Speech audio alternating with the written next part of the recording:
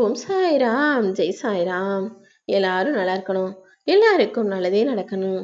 அன்பு குழந்தையே, யாருக்கும் அவ்வளவு சுலபமாக கிடைக்காத என்னுடைய அருளையும் ஆசீர்வாதத்தையும் அதிர்ஷ்டத்தையும் உனக்கு அளித்தருவதற்காக தான் இந்த சாயப்பா உன்னை தேடி வந்திருக்கேன். இத்தனை நாளா நான் நினைச்சது நல்லபடியா நடக்கணும், நான் ஆசைப்பட்டதை எனக்கு முடிச்சு கொடுங்க சாயப்பான்னு நன்றியோடும் பாசத்தோடும் நம்பிக்கையோடும் பக்தியோடும் என்னையே நம்பி வணங்கி வாழ்ந்து கொண்டிருந்த உன் வாழ்க்கையில இப்போது எல்லா சந்தோஷமும் மகிழ்ச்சியும் வந்து சேரப்போகுது.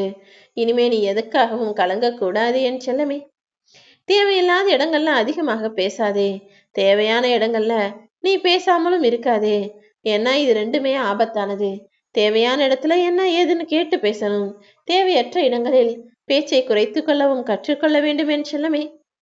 இந்த உலகத்துல இருக்க மனிதர்லாம் யாராவது ஒருத்தன் நல்லவனா இருக்கா, நல்லது செய்யறானா, எப்ப பார்த்தாலும் அவனை குறை சொல்றதுலயும் தேடி தேடி குத்தம் சொல்றதுலயுமே குறியா இருப்பாங்க.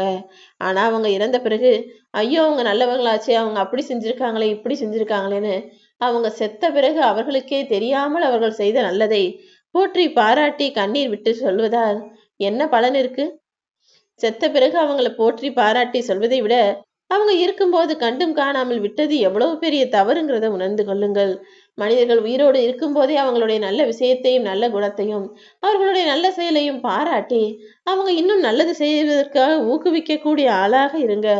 ஏன்னா எந்த நிமிஷம் யாராது. இந்த சாயப்பா நான் மட்டுமே அறிந்த ரகசியத்தை இப்போ உனக்கு சொல்றேன், கேட்டுக்கோ.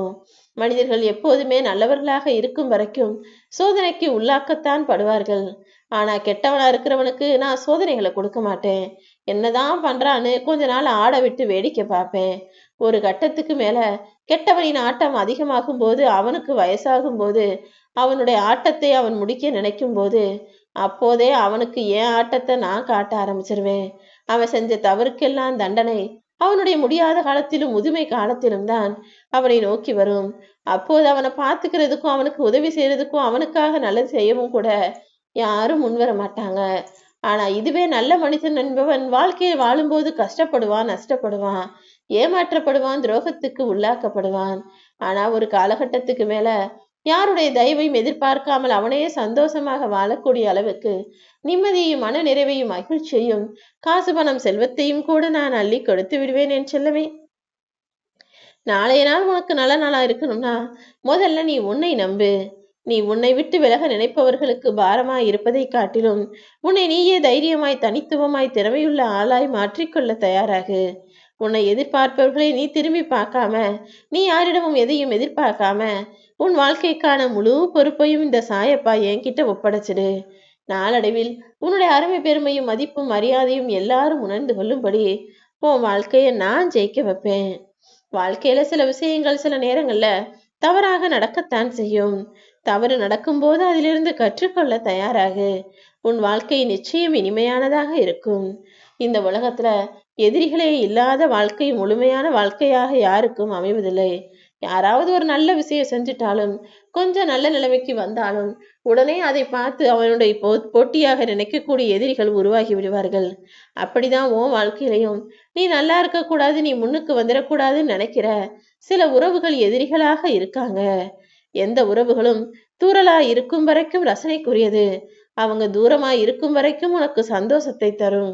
அதுவே தூரல் முடிஞ்சு அடமழையா பெய்ய ஆரம்பிச்சுட்டாங்க, உனக்கு கெடுதல் செய்ய ஆரம்பிச்சுட்டாங்கன்னா நீயாகவே அவர்களை விட்டு ஒதுங்கி நின்றுவிடு. அடைமழையில் நனைந்து உன் உடம்பை கெடுத்து கொள்ளாதேன்னு சொல்வது போல கோபமும் ஆவேசமும் வெறுப்பும் கொண்ட மனிதர்களின் அன்புக்கு இடையில நீ நடுங்கிக் கொள்ளாதே, மாட்டிக்கொள்ளாதே.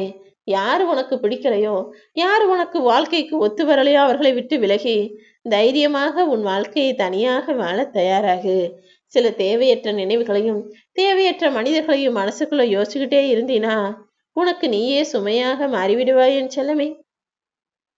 வாழ்க்கையில வெற்றி பெறணும்னா பதற்றம் இல்லாமல் பயப்படாமல் எல்லா விஷயங்களையும் தைரியமாய் தயங்காமல் செய்யக்கூடிய ஆளாக இரு. அதுதான் நீ வெற்றி பெறுவதற்கான சிறந்த வழி. வாழ்க்கையில நீ நிம்மதியா இருக்கிறதுக்கு ரெண்டே வழிகள் தான் இருக்கு. ஒண்ணு, உன்னுடைய பிரச்சனைகளை அடுத்தவங்க கிட்ட சொல்லக்கூடாது.